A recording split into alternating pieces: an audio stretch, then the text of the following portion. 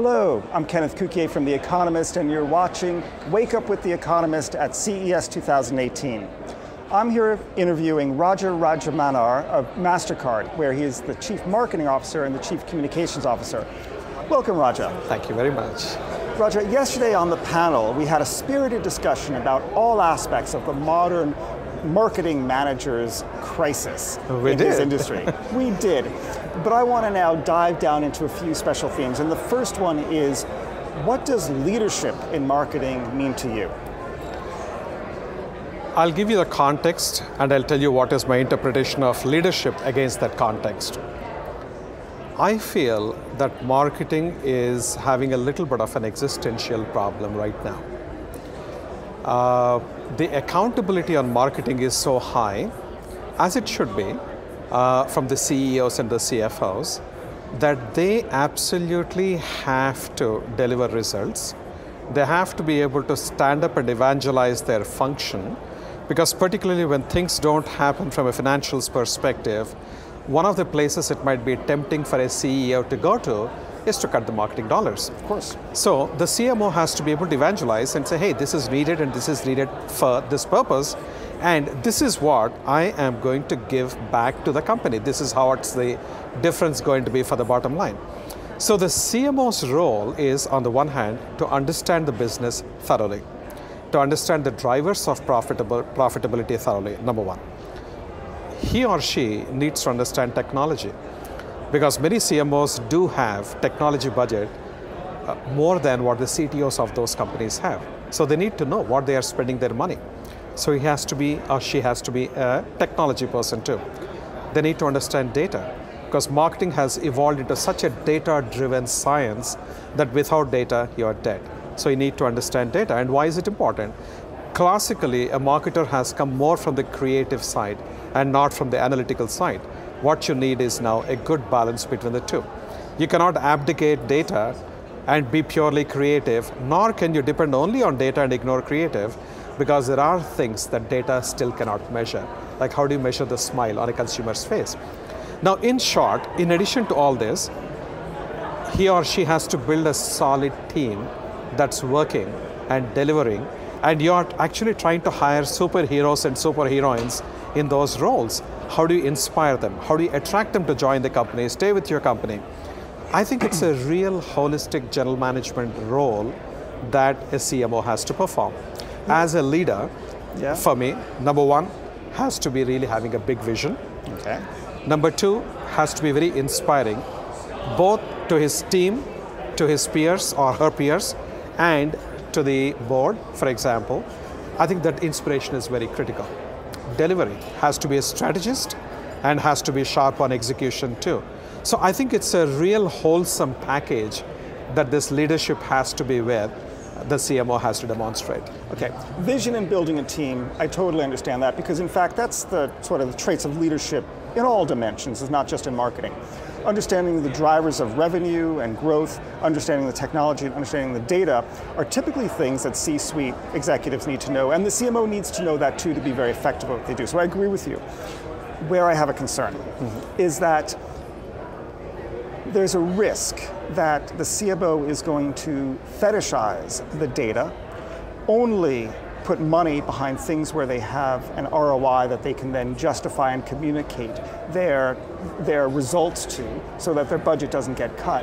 And a whole swath of areas that 10, 15 years ago that were extraordinary marketing campaigns that were based on the instinct and soul and judgment and good intellect of great marketing leaders are going to go by the wayside, and we're going to live in a world, this gray twilight, where campaigns are neither successful nor actually abjectly bad.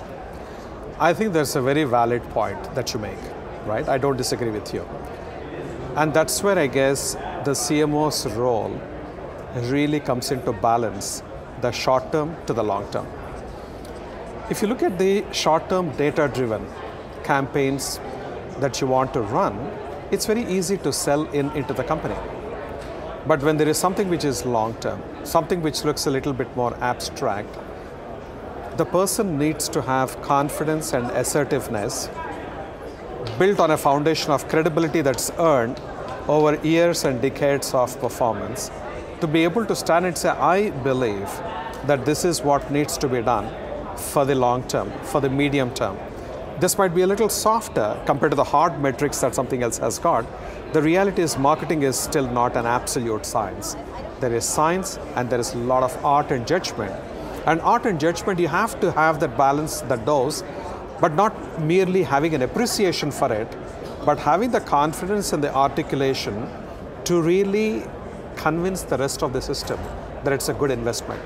You don't want to just be in your own isolated pocket and say, hey, I don't care about what you guys think, and I'm anyway going to go and run this campaign.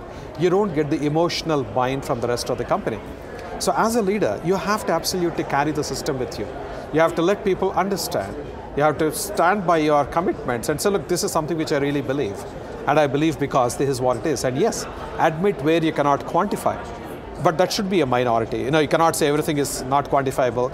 Today, if you go and tell a CFO or a CEO that I know 50% of my money gets well spent, other 50, I don't know where it is, not an acceptable answer. Firstly, the 50 is not correct. Probably you should know at least 80% of what you're spending.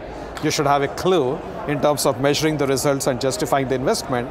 But on the 20%, you should have the confidence and the vision and the articulation and the credibility in the system to justify it. Yeah, do you think that the executive team is willing to accept the 20% of subjective decision making? I think that's probably right.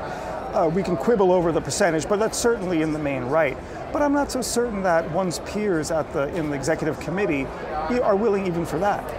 I think it depends a lot on the credibility of the CMO and the quality of relationships the CMO has with the rest of the peers on the C-suite. If you have that, and I think it's very mission critical, and when I said you have to evangelize for your function, for your area, part of that is building the relationships and advocating for the investment on areas which are a little softer, but you know as a marketer that these are essential. Now, it seems like there's a lot of marketing that is just simply the muscle memory of yesteryear. We did this before, so we're doing it again. And one example might be sports sponsorships. Another thing might be book tours and sending out authors on to readings. Things that when you, in the cold light of day, you say, hey, it sounds very 20th century. Why are we doing this? Shouldn't we be doing something else? When you look around all the different channels and new channels of how to communicate a message, do you see any underexploited areas that you think, hey, wow, like people are going to wake up and do this, and maybe, hey, we're here early because we're doing it now? The answer is yes, right? Okay. And I'll give you the big one is word of mouth. Okay. 30 years back when I joined marketing, word of mouth was considered to be a credible way of getting publicity for your brand and a story that is in favor of your brand narrated by other people on your behalf, right? Now, social media is all word of mouth today. Now, if I'll just give you a tangible example with Mastercard and demonstrate what I'm trying to say. Great. When you look at advertising today, it's becoming more and more difficult to cut through the clutter, grab the attention of the consumer, which is shrinking the span of attention, and then get your message convincingly and let the person feel and do something with it thereafter, right? It's a big ask. It has been always so. But with the advent of this digital revolution that's happening, more amount of content is being consumed on the digital channels on the mobile devices than people sitting in front of the TV and then taking that content on.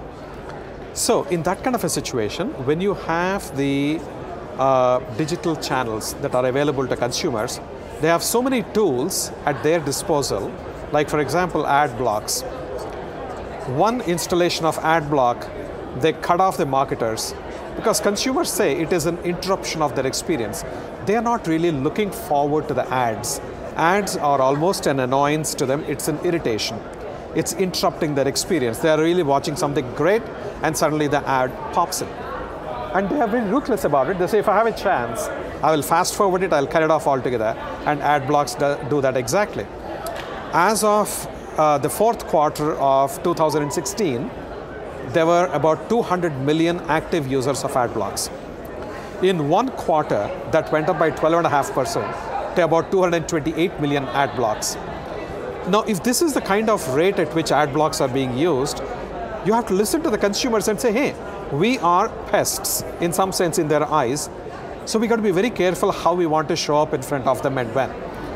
Likewise, if you look at in Asia particularly, the devices which are being produced, the mobile devices, they are coming pre-installed with ad block software. So the consumer with just 1 or 2 clicks can activate the ad block, and the marketers are out of purview as far as that consumer is concerned. And there are 600 million plus devices with these ad block installations. Now, look at, for example, Netflix, 100 million subscribers, watching billion hours a week. Yep. No ads. Subscription-based models. Right? Yeah. So what Nice happens? to have. How do we then reach consumers? So I keep telling my team, storytelling is dead. Advertising is storytelling. No, that's what in fact my first boss used to say. Okay. And I think that is dead. It's dying. It's on its way to die. So if storytelling is dead, what's going to replace it? Story making. Okay, and what does that mean? Story making means make the consumer experience something. And they then will narrate their story with the brand being subtle as an enabler.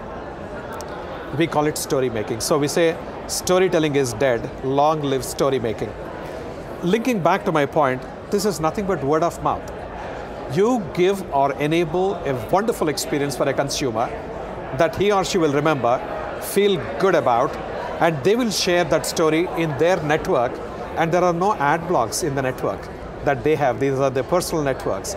So it's a word of mouth being done socially and digitally, and it cuts through the clutter like crazy, and credibility is higher. When you talk about yourself versus somebody else is talking about you, the credibility is high. And this is what we have embarked upon, and we moved into experiential marketing in a big way, leveraging all our sponsorship assets for providing experiences to our consumers. So we have totally changed the mix, how we are doing marketing at Mastercard today compared to what it was 4 years back. Fascinating. Roger, thank you very much. Thank you very much for having me here. Great. Thank you. You've been watching Wake Up with The Economist at CES 2018. I'm Kenneth Cukier, a senior editor at The Economist, and I've been speaking to Rajamannar, the CMO and CCO of Mastercard. Thanks a lot.